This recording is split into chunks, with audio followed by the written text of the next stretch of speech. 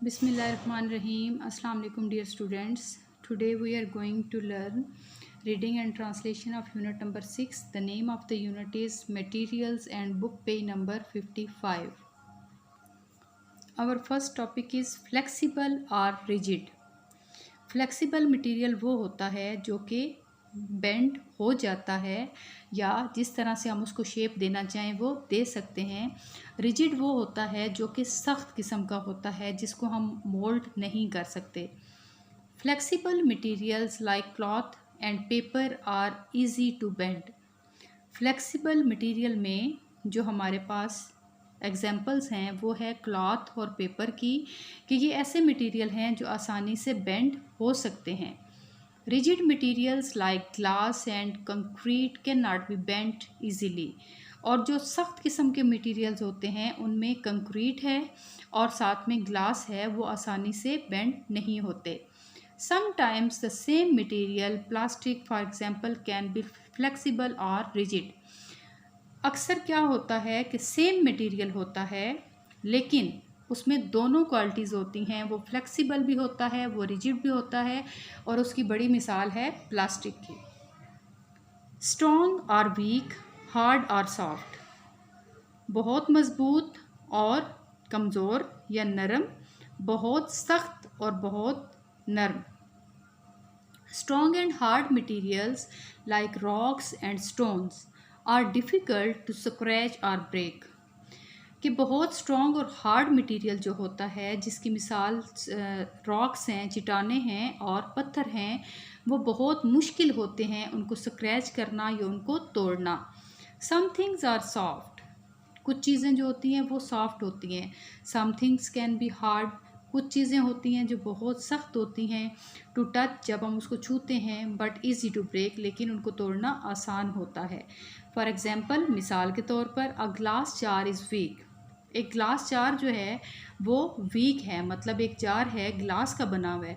If it is dropped, अगर उसको गिराया जाए या वो गिर जाए, इट विल ब्रेक, तो वो क्या होगा, टूट जाएगा। Conductors, some materials like metals are good conductors of heat. कुछ मटीरियल जैसे कि धातें हैं, मेटल है, वो गुड कंडक्टर्स हैं हीट के। This means heat can travel through them easily. Conductors का मतलब ये है कि ऐसा मटेरियल जिसमें से जो हीट है वो आसानी से गुजर सके। Some materials are also good conductors of electricity. कुछ मटेरियल ऐसे होते हैं जो बहुत अच्छे कंडक्टर होते हैं इलेक्ट्रिसिटी के। मतलब ये कि जिस तरह से हमने पढ़ा कि हीट को गुजरने देते हैं, इसी तरह से ये बिजली को अपने अंदर से गुजरने देते हैं। Materials like wood and plastic are insulators. जो मटेरियल हैं जैसा कि लकड़ी है और प्लास्टिक है, ये इंसुलेटर्स हैं। अब देखें कि इंसुलेटर क्या होते हैं। Insulators do not allow electricity और heat to pass through them. कि इंसुलेटर ऐसे मटेरियल्स को कहते हैं जो इलेक्ट्रिसिटी को, लाइट को और हीट को अपने अंदर से नहीं गुजरने देते। You will learn more about this in unit 8। आप इसके बारे में मज़ीद यूनिट नंबर 8 में देखेंगे। डू यू नो में देखें कि there are different types of resources. मुख्तलिफ़ किस्म के ज़राए होते हैं, वसाइल होते हैं। नेचुरल रिसोर्सेज, सबसे पहले, these are materials found in nature. कि ये ऐसे मटेरियल्स हैं जो कि हमें कुदरत की तरफ से मिलते हैं, और इसमें एग्जांपल है प्लांट्स की, animals, water, air, land, forest and soil. इनमें से कोई भी चीज़ ऐसी नहीं है जो इंसान ने बनाई है। तो ऐसे मटेरियल जो कि हमें अल्लाह ताला की तरफ से दिए जाते हैं उनको हम नेचुरल रिसोर्सेज कहते हैं। ह्यूमन रिसोर्सेज में दीज आर वर्कर्स और एम्प्लॉयज़। ह्यूमन रिसोर्सेज में कौन है हमारे पास, वो है वर्कर्स, काम करने वाले। एम्प्लॉयज़ भी मुलाजिम पेशा अफराद ही होते हैं। Example, farmer, builders and painters. जैसे कि किसान है, वो अपनी सर्विसेज देता है। बिल्डर्स है जो बिल्डिंग्स बनाते हैं। पेंटर है जो पेंटिंग वगैरह करता है। Capital resources, these are goods used to produce other goods. Capital resources क्या हैं, कि ये वो चीज़ें हैं जिनको इस्तेमाल करके हम और चीज़ें बनाते हैं। एग्जाम्पल देखें, बिल्डिंग्स, मशीन्स, टूल्स, इक्विपमेंट। इनकी ये एग्जाम्पल्स हैं।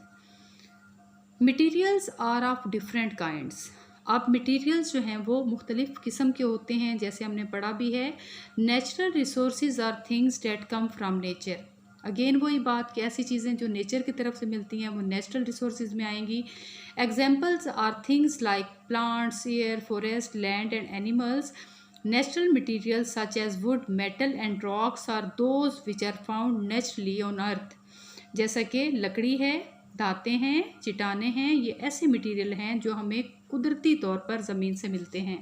ह्यूमन मेक ऑब्जेक्ट्स कि इंसान जो है इससे मुख्तलिफ ऑब्जेक्ट्स बनाते हैं।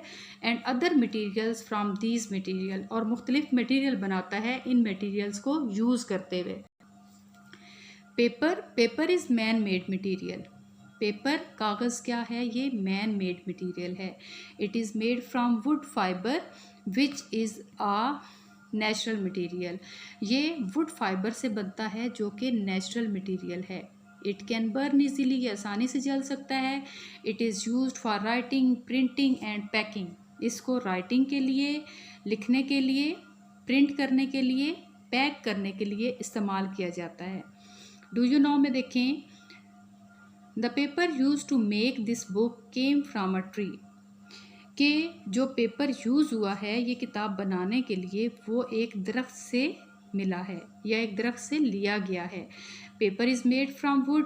पेपर वुड से बनता है, लकड़ी से बनता है। Would is finally chopped. लकड़ी को बहुत अच्छे से चॉप किया जाता है।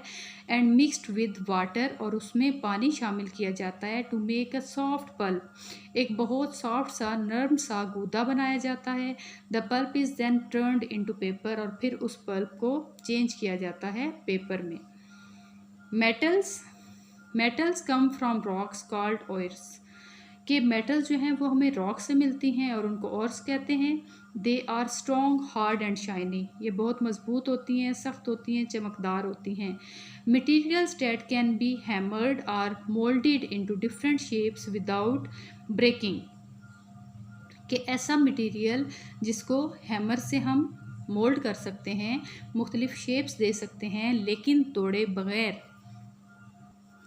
Their properties make them useful for making objects such as cutlery, saucepans, cars and coins। और इनकी जो खसूसियात हैं वो इनको इस काबिल बनाती हैं कि उनको इस्तेमाल में लाया जाए और इनसे मुख्तलिफ ऑब्जेक्ट्स बनाए जाएँ, जैसे कि कटलरी है, सॉसपैन्स हैं, कार्स हैं और कॉइन्स हैं।